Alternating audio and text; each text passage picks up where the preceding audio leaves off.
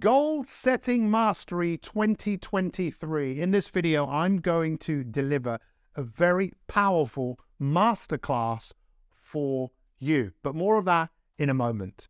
Let me ask you a question. Are you the sort of person that sets goals, but you don't always achieve what it is that you want, and you often end up back at square one?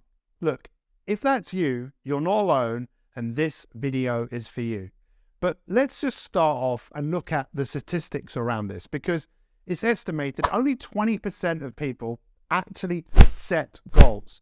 But of those 20%, 70% of those fail. Now, why is this? Well, first off, we really need to look at why goals are so important. And the reality is this: as human beings, everything we do is for goals. Everything we do is for outcomes, aims, and objectives. We are what the Greeks call teleological. We are target-orientated creatures. You're actually watching this video for a goal. There's an outcome that you are looking for. And if you don't get the outcome that you're looking for, you'll go somewhere else. But ultimately, what is it that you are really looking for?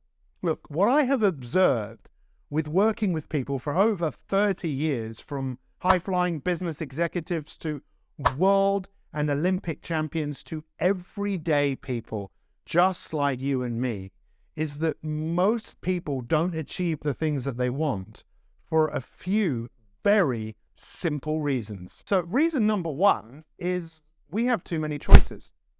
You think now how many choices we have compared to the choices that our forefathers had. In fact, there's actually an ancient Indian Sanskrit word, which means the first ever written words. And one of those words was hero in the beginning. That people would start things with great intentions, feeling extremely fired up and motivated. But yet after a few days and weeks and months, that enthusiasm disappears. Is that something that you relate to? Because I think that once you get your head around what I'm about to share with you, everything could change. So that's one reason. There's just too many choices. You could start something and then you just get bored, or you could start something and you don't actually see that you're getting a return on your investment for your time and energy.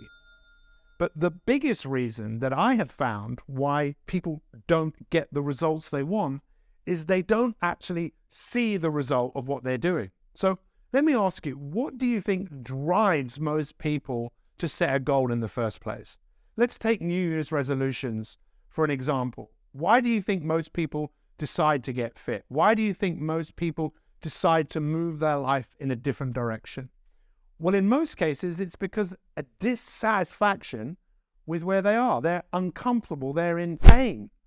And that's what seems to drive human behavior. But what's really fascinating about humans is that once we get out of pain, we tend to revert back to what we were doing before. We tend to revert back to the idea of who we think we are.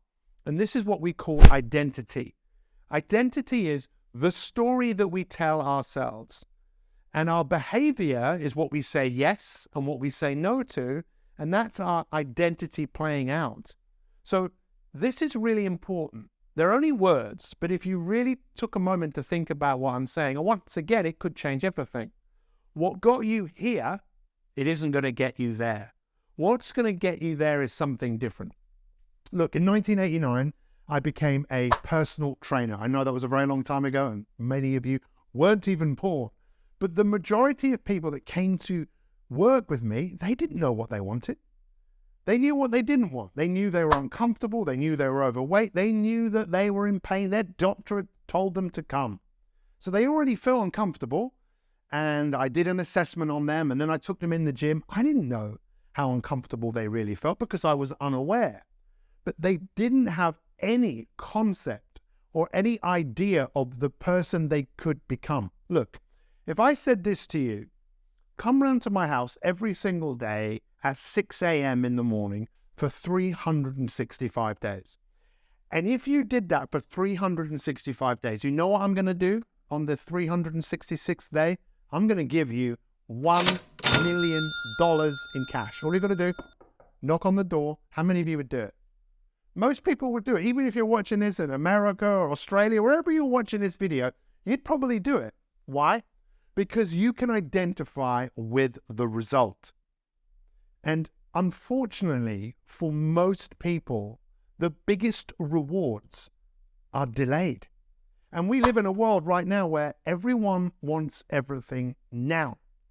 And most of the things that we want to achieve, they do take time. They do take patience. They actually require for us to identify with the version of us we could be if we took the action necessary. Look, let's look at it like this. Imagine I could take you into the future, and it's you having achieved the goal or the goals that you want. And as we go to the future, you could look back and you could see how you got there. The only way you got there was with diligent, patient practice. You continued to do something even when you didn't feel like it. Look, one of the most successful athletes in history is Michael Phelps. 23 gold medals, 3 silvers and 2 bronzes. Listen to what he says right here, right now. And look, I'll be the first one to tell you, there were a lot of days where I did not want to get out of bed. And I guarantee you, if I ask the question here, if everybody is excited to get out of bed every single day, if I saw a hand, I'm going to blatantly call you a liar. Because we all know that is far from the truth. But if you have those little small goals, those little small things that get you excited when you don't want to, it's going to make it even better and even easier at the end when you're getting ready for a presentation or the end of the year or this or that, whatever event you're leading up to. It's going to make it so much easier. And I think if you look at the greats in anything that, in any walk of life, the greats do things when they don't always want to. And that's the separation. For me, that's what I've found. Now, you could say it's easy for him because he was competing. The way I'd like you to think about your life is a competitive event. And every single day, you have a choice. And in this masterclass, what I'm asking you to do is to identify with the results that you want. Look, I am a coach, and the role of a coach is to take someone from where they are to where they want to be.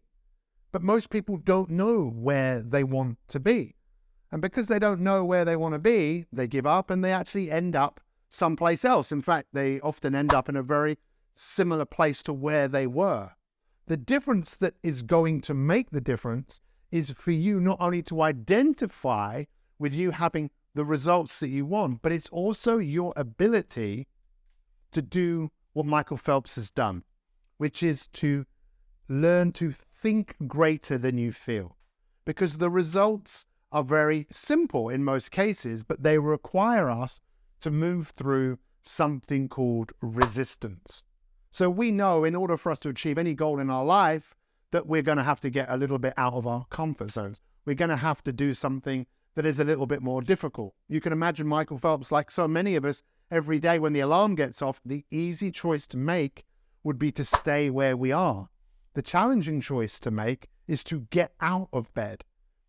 And that requires us to move through some form of resistance. Look, what I ask you to do today is go outside and look at anything that grows. Look at anything that grows, and you will see that everything that grows has to go up against resistance. What we do when we feel resistance is there's a part of us, a primitive part of our brain that goes, we don't need to do this. And there lies another challenge that we have to face up to. For so many of us, there is no necessity to act. There's no one putting a gun to your head. There's no one telling you if you don't do this, you're not going to get that. At the end of the day, it's requiring us to do things that we don't have to do. But what if you could make the things that you don't have to do become the things that you really want to do? Because you really want the outcome. You really want to become the person that you want to be.